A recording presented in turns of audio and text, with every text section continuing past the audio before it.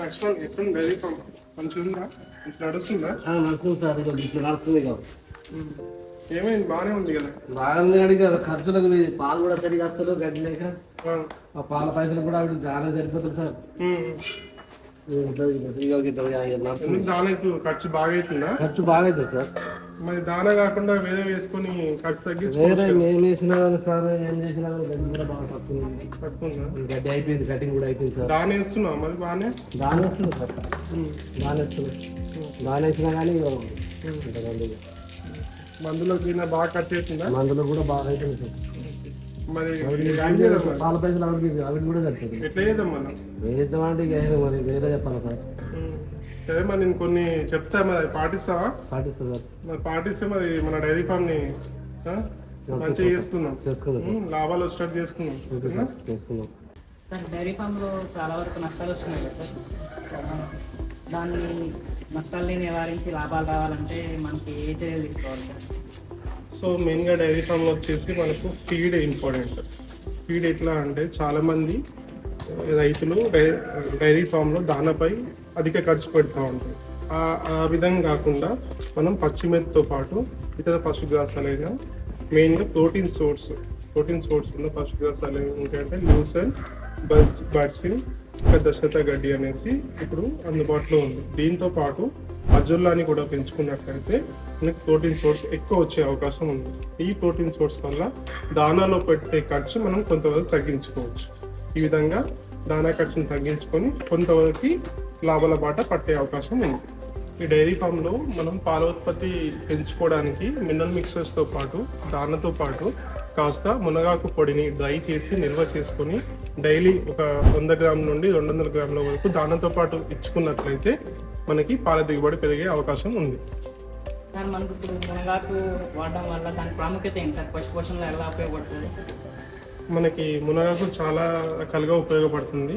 మెయిన్గా మునగాకులో calcium, phosphorus, అనేక రకాలమైన విటమిన్లు, మినరల్స్ ఉంటాయి. అంతేగాక ఈ మునగాకు పశువు యొక్క ఆరోగ్యానికి ఎంతగానో ఉపయోగపడుతుంది. పశువు యొక్క పాల ఉత్పత్తిని పెంచడానికి, ఇంకా ఈనిన పశువుల్లో వెంబడే ఒక 2 నుంచి 3 నెలల్లో మళ్ళీ పశువు ఎదకు రావడానికి, గర్భాశయ ఆరోగ్యానికి చాలా ఉపయోగపడుతుంది మునగాకులో చాలా విటమిన్లు, పోషకాలు ఉన్నందువల్ల దీన్ని పోషకాల గనిగా కూడా అంటారు. మునగాకుని దానలో కలిపి ఇవ్వడం వల్ల ఇవన్నీ ఉపయోగాలే కాకుండా ఇంకొక ముఖ్యమైన ఉపయోగం ఉంది. అదేంటంటే మీథేన్ గ్యాస్ ఎమిషన్. పశువులు దాని జీర్ణ వ్యవస్థలో ఆహారాన్ని జీర్ణం చేసుకునేటప్పుడు మీథేన్ గ్యాస్ని బయటకు విడుదల చేస్తాయి. మనం ఈ మునగాకు పొడిని ఇవ్వడం వల్ల ఆ మీథేన్ గ్యాస్ ఎమిషన్ అనేది చాలా వరకు తగ్గిపోతుంది. అంతేకాకుండా పశువు యొక్క ఇమ్యూనిటీని పెంచడానికి కూడా మునగాకు చాలా వరకు ఉపయోగపడుతుంది. సార్ ఈ పశువులకి ఇప్పుడు మనం మునగాకుని ఏ విధంగా ఇవ్వచ్చు సార్? మనం మునగాకుని ముఖ్యంగా 2 రకాలుగా ఇవ్వచ్చు. ఫస్ట్ది పౌడర్ ఫామ్. ఓకే, మనం ఆకులను డ్రై చేసి పౌడర్ ఫామ్లో చేసేసి డైలీ ఒక 100 నుండి 200 గ్రాముల వరకు ఇచ్చినట్లయితే మనం పాల దిగుబడిని పెంచుకోవచ్చు. ఒకవేళ ఇది అవైలబిలిటీగా లేకుంటే మనం డైరెక్ట్ ఆకులను కూడా డైరెక్ట్ ఇవ్వచ్చు. అది డైలీ 1 to 2 kgs వరకు ఇవ్వచ్చు. కాకపోతే కొన్ని పశువులు ఆకుని తినడానికి ఇష్టపడరు అన్నమాట. సో దాన్ని బట్టి పశువు ఆకులను తింటుందా లేదా చూసుకొని దానికి ఏ ఫామ్లో ఇవ్వాలనేది మనం డిసైడ్ చేసుకోవాలి. ఒకవేళ పశువు పచ్చి ఆకులను ఇష్టంగా తినకపోయినట్లయితే దాన్ని ఆకులను డ్రై చేసి పౌడర్ చేసి ఇచ్చినట్లయితే మంచి లాభాలు ఉంటాయి. సార్ ఇప్పుడు మునగాకుని ఏ వయసులో ఉన్న వారిని ఇవ్వచ్చు సార్ జంతువులకి? మనకు మునగాకు దూడల నుంచి కూడా ఇవ్వచ్చు, దూడలు కూడా ఇవ్వచ్చు. ఒక 3 నెలల తర్వాత మనం స్టార్ట్ చేసుకుంటే బాగుంటుంది. దూడలకైతే డైలీ 20 గ్రామ్స్, హీపర్స్కి అయితే అంటే ఒక 1 year లోపల 6 నెలల నుండి 1 year లోపల ఉన్న వాటికైతే 50 గ్రామ్స్, తగిన 10 months కూడా ఇవ్వచ్చు మనం మునగాకు. కాకపోతే తక్కువ మోతాదులో యూజ్ చేసుకుంటే మంచి ఫలితాలు ఉంటాయి. డైలీ ఒక 50 గ్రామ్స్ పెట్టుకుంటే బాగుంటుంది. అదే లాక్టేషన్లో ఉన్న ఎనిమల్కి అయితే 100 to 200 గ్రామ్స్ డైలీ ఇచ్చుకోవచ్చు.